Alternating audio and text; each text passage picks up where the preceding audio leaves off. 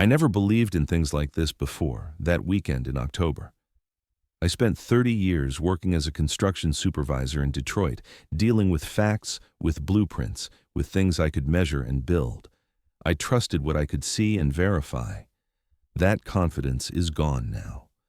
What I encountered in the Manistee National Forest wasn't something I could calculate or understand. It was something that watched me with intelligence I still can't fully accept. And it changed everything I thought I understood about what lives in those woods. My wife died in early 2019. Cancer took her slowly over 18 months, and when it was finally over, I felt hollowed out, like I'd used up every emotion I had just getting through each day. My brother-in-law Tom suggested I needed to get away, to do something different. He'd been camping his whole adult life and kept telling me that time in the woods would help me process everything. I didn't believe him, but I was tired of being alone in our house with her absence filling every room. So in October of that year, I agreed to go camping with him in northern Michigan. He promised it would be easy, just 2 nights in an established campground with bathrooms and running water. Nothing extreme, nothing that would push me beyond what I could handle. We drove up on a Friday afternoon, Tom's truck loaded with gear that seemed excessive for just 2 nights. He'd been camping in Manistee for years and knew the area well. He chose a spot he called Perfect, a campsite near a creek, but far enough from other campers that we'd have privacy and quiet. The campground was only half full because the season was winding down. Most families had stopped coming once school started. The people who remained were serious campers, retirees in RVs, and a few hunters preparing for the upcoming season. The first evening went exactly as Tom promised. We set up our tents in the fading daylight, built a fire, and cooked a simple dinner. The forest around us was beautiful in that particular way October brings to northern Michigan. The leaves were past peak color but still holding on, deep reds and oranges mixed with the dark green of pines. The air was cool but not cold, probably in the low 50s. I felt myself relaxing for the first time in months, listening to the creek and watching sparks rise from our fire into the darkening sky. Tom told me stories about previous camping trips, about the wildlife he'd seen, about the peace he found in these woods. He talked about seeing deer almost every morning, about hearing coyotes at night, about the occasional black bear that would wander through looking for food. He made it all sound normal and manageable, just part of being in nature. I trusted his experience. He'd never had a dangerous encounter in all his years of camping. There was no reason to think this trip would be different. We turned in around 10 o'clock, each of us in our own tent positioned about 15 feet apart. Tom had taught me the basics of camping safety earlier that evening. Keep food in the bear box provided by the campground. Don't keep anything scented in your tent. Make noise if you need to walk around at night so you don't surprise wildlife. It all seemed straightforward and sensible. I climbed into my sleeping bag feeling safe and surprisingly content. I woke sometime after midnight to the sound of something moving near our campsite. My first thought was deer. Tom had said they often passed through at night, browsing on vegetation and completely unconcerned with campers. The sound was rhythmic, heavy footfalls on the forest floor, but not quite the pattern I expected from a deer. There was something deliberate about the pace, something that made me lie very still in my sleeping bag and listen more carefully. The footsteps circled our campsite slowly, staying just beyond where our fire had been. I could hear undergrowth being disturbed, branches bending, the soft crunch of leaves. Whatever was out there was large, that much was clear. I told myself it was probably a deer, maybe a black bear checking to see if we'd left food out. We hadn't. Everything was secured in the bear box exactly as Tom had instructed. I waited for the sound to fade as the animal moved on, but it didn't. The circling continued, methodical and patient. I could track the movement by sound, from the east side of our camp to the north, around to the west, then south, a complete circuit that brought it back to where it started. Then it began again, the same slow circle, the same careful placement of footfalls. I heard Tom's tent zipper open quietly. His whisper cut through the darkness between us, asking if I was awake, asking if I heard it too. I whispered back that I did, that I thought it might be a bear. He was silent for a moment, then said he didn't think it was a bear. The movement was wrong. Bears don't circle like that. They investigate and move on, or they approach directly if they smell food. They don't patrol a perimeter like something establishing territory. We lay in our tents, listening to whatever it was continue its circuit. After about 20 minutes, the sound stopped. Complete silence fell over the campsite, the kind of quiet that feels unnatural in a forest. No insects, no distant bird calls, no wind moving through the trees. Just emptiness and the sound of my own breathing. Tom whispered that we should stay in our tents, that whatever it was would move on eventually. I agreed because I didn't know what else to do. I'm not an outdoorsman. I'd spent my whole life in the city, and my understanding of wildlife came from documentaries and second-hand stories. I trusted Tom's judgment. The silence lasted maybe 10 minutes. Then I heard something that made my skin crawl. A vocalization from the tree line, low and resonant, starting as a growl but rising into something that sounded almost like speech. It wasn't words, but it had inflection, rhythm, like someone was trying to communicate. The sound moved around our campsite, coming from different directions as if whatever made it was repositioning itself. Tom's whisper was tighter now, strained. He said he'd never heard anything like that before. Not a bear, not a wolf, not any coyote or fox. He told me to stay completely still and quiet. Don't make noise. Don't draw attention. I lay there in the darkness, my heart hammering against my ribs, listening to those vocalizations circle us. They would stop for a few minutes, then start again from a new position. It felt calculated, like whatever was out there was testing us, trying to provoke a response. Around 2 a.m, I heard something that changed everything. A different sound, higher pitched, came from deeper in the forest. It was similar to the vocalizations that had been circling us, but smaller, more uncertain. Then I heard a response from very close to our campsite, and I understood. The creature that had been circling us was answering something else, something younger. Tom must have realized the same thing because I heard him curse softly in his tent. He whispered that we needed to be very careful, that if what was out there had young with it, the danger level had just increased dramatically. Animals protecting offspring were unpredictable and aggressive. We needed to stay quiet and wait for daylight. The vocalizations continued sporadically through the night, the larger one and the smaller one calling back and forth. Sometimes they sounded close, just beyond our tents. Other times they seemed to move deeper into the forest. But they never left entirely. Whatever was out there was maintaining proximity to our campsite, keeping us within its awareness. I didn't sleep again that night. I lay in my sleeping bag, staring at the fabric of my tent ceiling, listening to every sound, every movement. My mind kept trying to rationalize what I was hearing. Bears with cubs, wolves teaching young to hunt, some combination of known animals producing unfamiliar sounds in the darkness. But there was something about the pattern that didn't fit. The deliberate circling, the vocalizations that seemed too complex, too intentional, the way whatever it was maintained distance but never fully withdrew. This wasn't random animal behavior.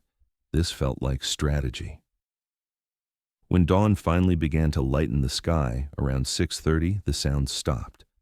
I heard movement receding into the forest, heavy footfalls that suggested something large moving away from our campsite. Then silence again, but different this time. Normal forest sounds gradually returned. Birds began calling. The wind picked up slightly. The oppressive quiet of the night lifted. Tom emerged from his tent looking like he hadn't slept either. His face was drawn and pale. He immediately started checking the perimeter of our campsite, looking for tracks or signs of what had been there. I joined him, grateful to be moving, to be doing something other than lying still in fear. We found tracks near the tree line, large canine prints, but the size was wrong. They were massive, bigger than any wolf or dog I'd ever seen. Some of the tracks showed all 4 paws on the ground. Others showed only 2, as if whatever made them had been standing upright. The stride length between prints was over 4 feet in places. Tom photographed the tracks with his phone, his hands shaking slightly. He told me he'd seen wolf tracks before, had seen bear sign his whole life. This was neither. The pad structure was canine, but the size and the pattern of movement didn't match anything he knew. We found something else that made us both go silent. About 30 yards from our campsite, we discovered a deer carcass. It was fresh, killed within the past day or two, but the way it had been taken apart was unusual. The rib cage was crushed with tremendous force. The neck was broken cleanly. There were bite marks on the haunches, but they were enormous, showing teeth spacing that exceeded any predator that should exist in Michigan. What disturbed me most was what we found near the carcass. Smaller tracks, the same canine pattern, but half the size of the larger ones, and signs that something had been feeding there recently, probably during the night while we listened to those vocalizations. Tom looked at me and said we should pack up and leave. We'd planned to stay another night, but he wasn't comfortable anymore. He couldn't explain what had circled our camp, what had made those sounds, what had left those tracks. His experience told him this wasn't normal, and we should trust that instinct. I agreed immediately. We broke camp quickly, loading Tom's truck with an efficiency born from wanting to be gone. Other campers were starting to emerge from their sites, making coffee, enjoying the morning. They seemed completely unaware that anything unusual had happened during the night. We didn't mention it to anyone. What would we say? That something had circled our campsite for hours? That we'd heard vocalizations that didn't match any known animal? They would think we were paranoid or inexperienced. We were loading the last of our gear when I noticed something at the edge of our campsite. Scratch marks on a pine tree, high up, at least 7 or 8 feet off the ground. The bark was torn away in 4 parallel gouges, deep and fresh. Whatever made those marks had extraordinary strength and reach. Tom photographed them without comment, then finished securing our gear. We drove out of the campground just after 8 in the morning, less than 10 hours after we'd heard the first footsteps circling our tents. The drive back toward civilization should have brought relief, but it didn't. Tom was quiet, gripping the steering wheel tighter than necessary, checking his mirrors more frequently than the empty forest road required. I kept looking back through the rear window, watching the tree line recede behind us, half expecting to see something standing there, watching us leave. About 5 miles from the campground, Tom pulled over at a scenic overlook. He said he needed to clear his head, needed to think about what we'd experienced before we got back to normal life and started doubting our own memories. We sat on a wooden bench facing the forest, the morning sun warming us, everything looking peaceful and ordinary. Tom told me that in 20 years of camping in these woods, he'd never experienced anything like the previous night.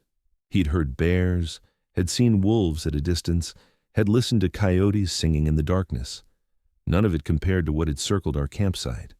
The intelligence behind the behavior, the way it seemed to be studying us, testing our responses, keeping us contained. That wasn't animal instinct. That was something else. I asked him what he thought it was. He was quiet for a long time, staring at the forest spread out below us. Finally, he said he'd heard stories over the years from other campers and hunters, stories about something in the northern Michigan woods that didn't match any known animal. People called it different things, but the descriptions were consistent. Large bipedal canine features, intelligent behavior. He'd always dismissed those stories as folklore, misidentification, people seeing what they expected to see in the darkness. Now he wasn't sure. We sat there for maybe 20 minutes, neither of us wanting to voice what we were both thinking. Then Tom stood up and said we should go. He wanted to stop at a ranger station on the way out, report what we'd found. Maybe they would have an explanation. Maybe there were known animals in the area that could account for what we'd experienced. The ranger station was a small building at the edge of the national forest, staffed by a single ranger who looked like he was in his late 50s. Tom showed him the photographs of the tracks, the claw marks on the tree, and the deer carcass. He described the sounds we'd heard, the circling behavior, the vocalizations. The ranger listened without interruption, examining the photos on Tom's phone with an expression that remained carefully neutral. When Tom finished, the ranger handed back the phone and said it was probably a bear with cubs. Black bears were common in the area, and a mother with young would absolutely circle a campsite, would vocalize to warn intruders away, would leave claw marks on trees. The tracks were likely distorted by the soft ground, making them appear larger and stranger than they actually were.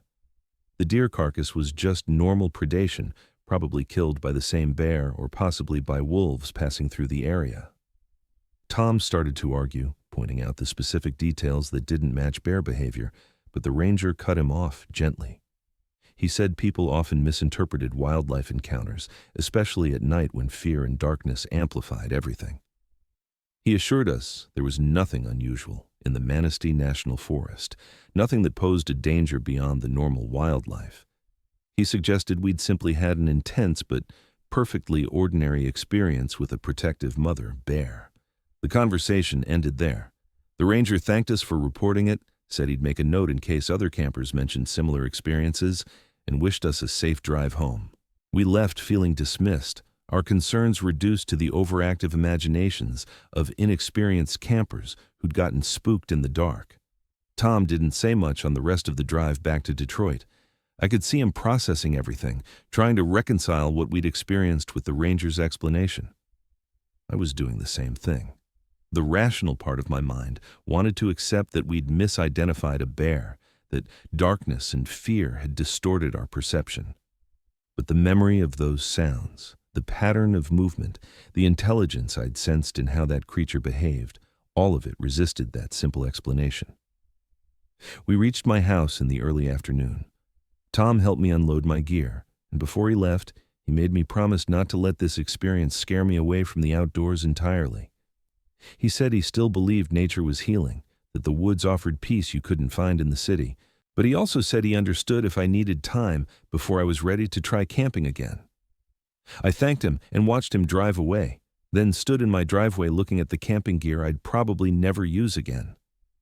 The rational explanation was there if I wanted it. Bears, darkness, inexperience, misidentification. I could file away that night as an unfortunate introduction to camping and move on with my life. But I couldn't make myself believe it, not completely. Over the following weeks, I found myself researching what we'd encountered. I started with official wildlife resources, reading about black bear behavior, wolf populations in Michigan, anything that might explain what had circled our campsite. Nothing quite fit. The behavior patterns were wrong, the vocalizations didn't match, the track spacing exceeded what those animals should produce. Then I started finding the other stories. Online forums where people described encounters in the same region. The descriptions were remarkably consistent, something large and bipedal, with a canine head, exhibiting intelligent behavior. Many of the accounts mentioned the circling behavior we'd experienced. Several described vocalizations that sounded partially human. A few mentioned evidence of young accompanying the adult creature. One account particularly struck me. A hunter from Traverse City described an encounter from 3 years earlier in the Manistee National Forest, less than 10 miles from where Tom and I had camped. He'd been in a tree stand before dawn when something large passed beneath him, walking upright on 2 legs. He described it as having a wolf's head and standing well over 7 feet tall. What made him certain it wasn't a bear was what he saw following behind it. 2 smaller figures, perhaps 4 feet tall, moving in the same bipedal manner. A family group, a mother with young. The hunter had remained in his tree stand for hours after they passed, too frightened to climb down. When he finally descended and examined the area, he found tracks matching what Tom and I had photographed. Large canine prints showing both bipedal and quadrupedal movement patterns. He'd taken photographs, shown them to other experienced hunters, and received the same dismissive explanations we'd gotten from the ranger. Bear tracks, distorted by mud, nothing unusual. But this hunter had been in those woods for 40 years. He knew what bear tracks looked like in every soil condition. He knew how wolves moved, how deer fled, how every normal animal in that forest behaved. What he'd seen that morning didn't fit any of those categories. I reached out to him through the forum, and we spoke on the phone. He asked me detailed questions about what we'd heard, about the pattern of circling, about the vocalizations. Every detail I described matched his own experience and others he'd heard about over the years. He told me something that made me understand why the ranger had been so quick to dismiss our report. There were people in the area who knew something was in those woods.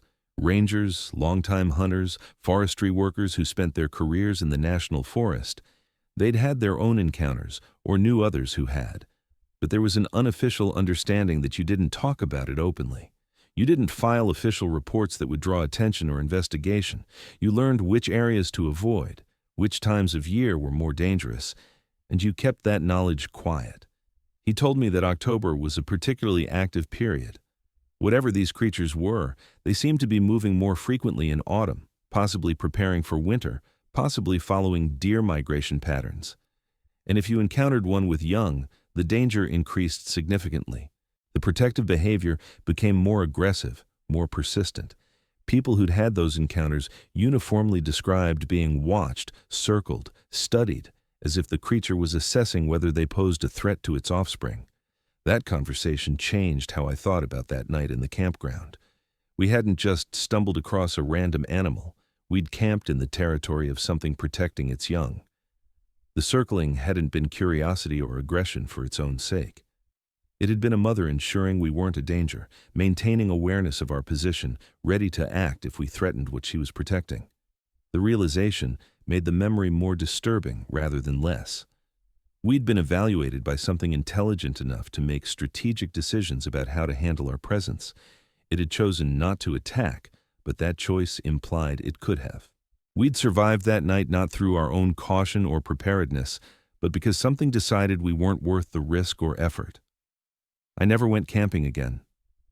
Tom called a few times over the next year, suggesting we try again, maybe in a different area, maybe during a different season. I always declined. I couldn't explain to him that my reluctance wasn't about fear of camping itself, but about the knowledge that our understanding of what inhabits those forests is incomplete. The official wildlife databases list black bears, wolves, coyotes, and the usual animals you'd expect in northern Michigan.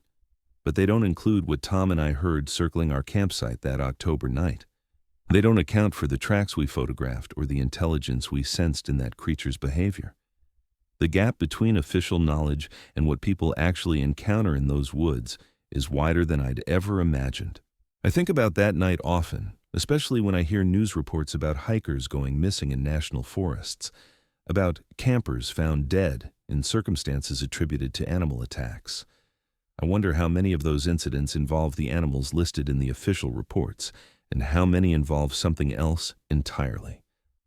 Something that knows how to avoid documentation, how to minimize evidence, how to exist in the spaces between human awareness and official recognition. The hardest part is the certainty. I don't have proof beyond photographs that could be explained away by experts who weren't there. I can't point to definitive evidence that would convince skeptics, but I was there. I heard those sounds.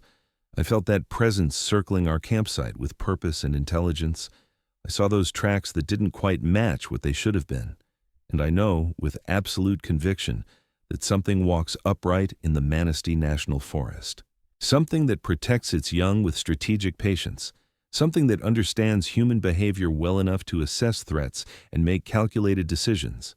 Something that has learned to exist in the shadows of our knowledge, avoiding classification while maintaining its presence in territory it considers its own. Tom called me last month. He wanted to tell me that he'd been back to Manistee, camping in a different area, trying to reclaim the peace he used to find in those woods. He said it wasn't the same. Every sound at night made him alert. Every shadow between trees drew his attention. The confidence he'd built over 20 years of camping had been replaced by awareness that he didn't actually know everything that lived in those forests. He asked me if I ever regretted going on that trip, if I wished I could go back to not knowing what we'd encountered. I told him I thought about it sometimes, but regret wasn't the right word. We'd seen something real. We'd experienced something that exists whether we acknowledge it or not. That knowledge comes with weight, but it also comes with respect for how much we don't understand about the world we think we've fully mapped and cataloged.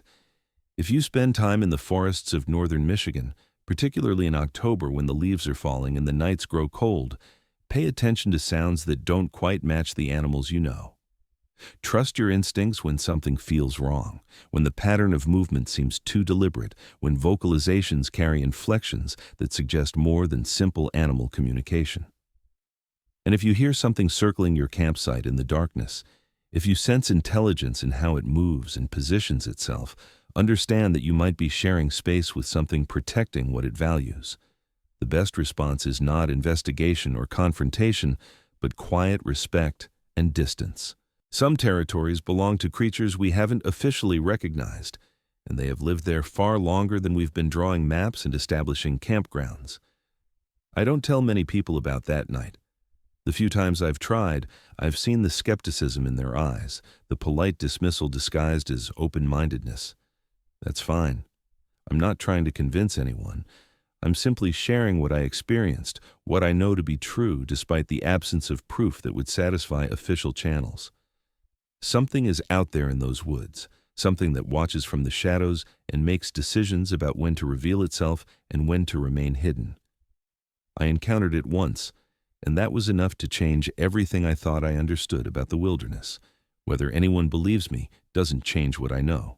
And what I know keeps me out of those forests, keeps me aware that our world still holds mysteries we're not ready to acknowledge, and keeps me respectful of the boundaries between what we think we control and what actually controls itself.